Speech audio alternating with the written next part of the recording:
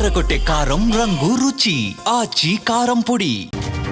Phone tapping కేసులో కీలక మలుపు చోటు చేసుకుంది. మాజీ సీఎం కేసీఆర్ కి నోటీసులు ఇవ్వాలని సిట్ నిర్ణయించింది. కేసీఆర్ తో పాటు హరీష్ రావుకి నోటీసులు ఇవ్వనున్నట్లు తెలుస్తోంది.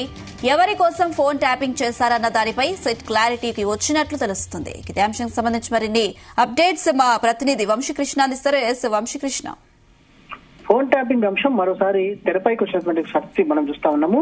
ఏదైతే సిట్ మార్పిడి చేయడంతో కూడా ఏదైతే 4 రోజుల క్రితం సిట్ ని మార్చినటువంటి విషయం కూడా మనకు తెలిసిందే ప్రభుత్వం.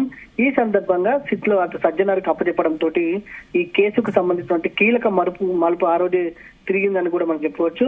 మొన్న సిట్ ప్రత్యేకంగా సమావేశం కావడం జరిగింది. ఇంతకు ముందు దీనికి సంబంధించి ఫోన్ ట్యాపింగ్ ఇన్వెస్టిగేషన్ చేసినటువంటి టీమ్స్ ఏవైతే ఉన్నాయో వాటితోటి కూడా సజ్జనార్ ప్రత్యేకంగా సమావేశం నిర్వహించడం జరిగింది.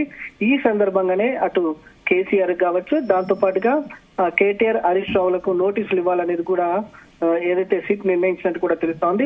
అసెంబ్లీ సమావేశాలు అనంతరం కూడా అటు నోటీసులు ఇవ్వాలనేది కూడా నిర్ణయించడం జరిగిందనేది కూడా తెలుస్తోంది. ప్రధానంగా రాజకీయంగా ఇది ఒక పెద్ద సంచలనం కూడా మనం చెప్పుకోవచ్చు. ఇప్పటికే కాళేశ్వరం కమిషన్ ముందు బీఆర్ఎస్ పార్టీ అధినేత మాజీ ముఖ్యమంత్రి కేసీఆర్ ఇంతకు ముందు ఒకసారి కమిషన్ ముందు ఏదైతే రావడం జరిగింది, కాళేశ్వరానికి సంబంధించినటువంటి అంశాలపైన వివరణ ఇవ్వడం జరిగింది. తదుపరి ఇప్పుడు ఫోన్ ట్యాపింగ్ కి సంబంధించిన అంశం పైన అటు కేసీఆర్ కి నోటీసులు ఇచ్చిన తర్వాత పరిణామాలు ఎలా మారుతాయి అనేది కూడా వేచి చూడాల్సిన అవసరం ఉంది. ఇప్పటికే ఈ ఫోన్ ట్యాపింగ్ సంబంధించినటువంటి అంశం పైన గతంలోనే బీఆర్ఎస్ అధినేత కేసీఆర్ మాట్లాడుతూ ఏదైతే ఇంటెలిజెన్స్ రెగ్యులర్ ప్రాసెస్ లో భాగంగానే ఫోన్ ట్యాపింగ్ చేస్తుంది, ఇది కేసే కాదు అనే అంశానికి సంబంధించి ఆయన వ్యాఖ్యానించినటువంటి సందర్భం కూడా మనం చూస్తా ఉన్నాము. కానీ ఫోన్ ట్యాపింగ్ అంశం పైన చాలా సీరియస్ గా సిట్ విచారణ జరిపినటువంటి నేపథ్యంలో దీనిపైన పలువురు అటు ప్రభాకర్ రావు కూడా ఇప్పటికే వీరి పేర్లను కూడా చెప్పినట్టు కూడా తెలుస్తా ఉంది. ప్రధానంగా రాజకీయంగా మాత్రం ఒక ఇంత సంచలనంగా మారే అవకాశం మాత్రం మనకు చాలా స్పష్టంగా కనిపిస్తా ఉంది. రాజకీయంగా ఎలాంటి మార్పులు చోటు చేసుకోబోతున్నాయి అనేది కూడా ఒక రకంగా పొలిటికల్ హీట్ పెరిగింది అనేది కూడా మనం చెప్పుకోవచ్చు. ఎందుకంటే 3 రోజుల క్రితమే బీఆర్ఎస్ పార్టీ అధినేత కేసీఆర్ తెలంగాణ భవన్ లో పాలమూరు రంగారెడ్డికి సంబంధించిన అంశం పైన ప్రత్యేకంగా సమావేశం పెట్టడం జరిగింది. పార్టీ నేతలతో చర్చించడం జరిగింది. సభలు ఏర్పాటు చేయాలి అనేది కూడా నిర్ణయించినటువంటి విషయం మనందరికి కూడా తెలిసిందే. ఇలాంటి సందర్భంలో అటు అసెంబ్లీ సమావేశాల అనంతరం నోటీసులు ఇవ్వాలనేది కూడా ప్రభుత్వం అటు సిట్ నిర్ణయించినటువంటి నేపథ్యంలో ఈ అంశానికి ఉద్దేశించే తమను అడ్డుకోవడానికి ఈ నోటీసులు ఇస్తున్నారు అనేది కూడా ఇప్పటికే బీఆర్ఎస్ పార్టీ నేతలు ఏదైతే మాట్లాడడం ప్రారంభించారో అనేది కూడా చెప్పవచ్చు. అటు కాంగ్రెస్ పార్టీకి సంబంధించిన నేతల మాటల ప్రకారంగా చూస్తే మాత్రం విచారణలో భాగంగా ఎవరికైనా నోటీసులు ఇచ్చే హక్కు రాజ్యాంగబద్ధంగా ఉంటుందంటూ కూడా మరో పక్క కాంగ్రెస్ పార్టీకి చెందినటువంటి నేతలు కూడా మాట్లాడుతున్నటువంటి సందర్భం కూడా మనము ఏదైతే చూస్తా ఉన్నామో ప్రధానంగా సిట్ ఈ విషయంలో అటు ఫోన్ ట్యాపింగ్ కి సంబంధించిన విషయంలో చాలా సీరియస్ గా ముందుకు వెళ్తున్నటువంటి సందర్భం కూడా మనకు కనిపిస్తా ఉంది.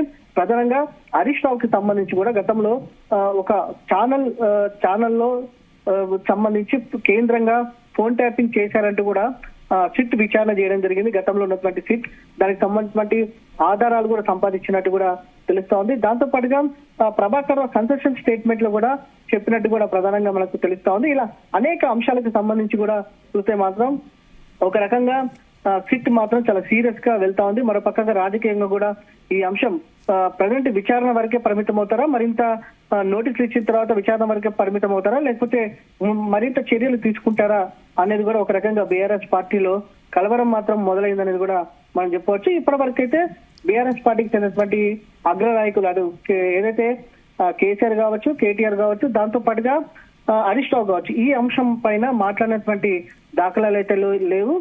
విచారణ సిట్ ఒకవేళ అసెంబ్లీ సమావేశాలు అయిన తర్వాత సిట్ నోటీసులు ఇవ్వాలనుకుంటే విచారణకి ఎప్పుడు పిలుస్తారు? కేసీఆర్ తో పాటుగా హరీష్ రావు, కేటీఆర్ కూడా పిలుస్తారా, లేకపోతే ఈ విచారణ వరకే పరిమితం అవుతారా, మరింత ముందుకు వెళ్తారా అనేది కూడా వేచి చూడాల్సిన అవసరం ఉంది. ఎందుకంటే ఇప్పటికే బీఆర్ఎస్ పార్టీకి సంబంధించి బీఆర్ఎస్ పార్టీ నాయకులు అనేక కేసులు చుట్టుపడినటువంటి పరిస్థితి కూడా మనం చూస్తా ఉన్నాము. ఒకటి కాళేశ్వరం సంబంధించిన కేసు కావచ్చు, మరొకటి అటు ఏదైతే ఫార్ములా ఈ కార్ రేస్ సంబంధించి కావచ్చు, ఫోన్ ట్యాపింగ్ కేసు సంబంధించి కావచ్చు, దాంతో పాటుగా యాదాద్రి పవర్ ప్లాంట్ సంబంధించిన కమిషన్ కావచ్చు, దాంతో పాటుగా ఇలా అన్ని రకాలైనటువంటి కేసులు కూడా చుట్టుముట్టినటువంటి పరిస్థితి కూడా మనకు కనిపిస్తా ఉంది. మొత్తం మీద రాజకీయంగా కూడా అసెంబ్లీ సమావేశాల అనంతరం కీలక పరిణామాలు చోటు చేసుకోబోతా ఉన్నాయి.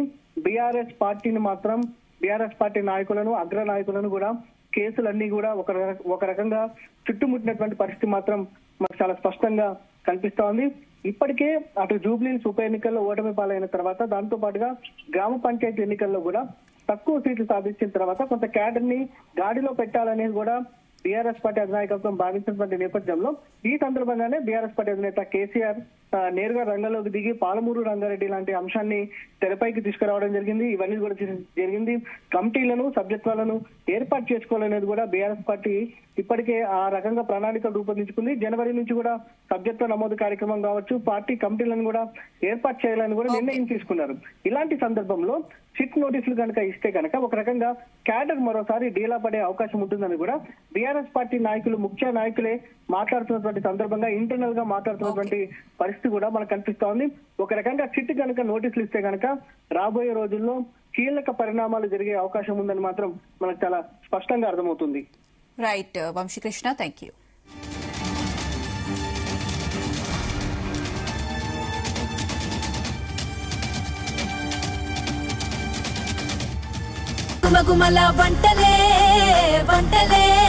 తెరకొట్టే కారం రంగు రుచి ఆచి కారం పొడి.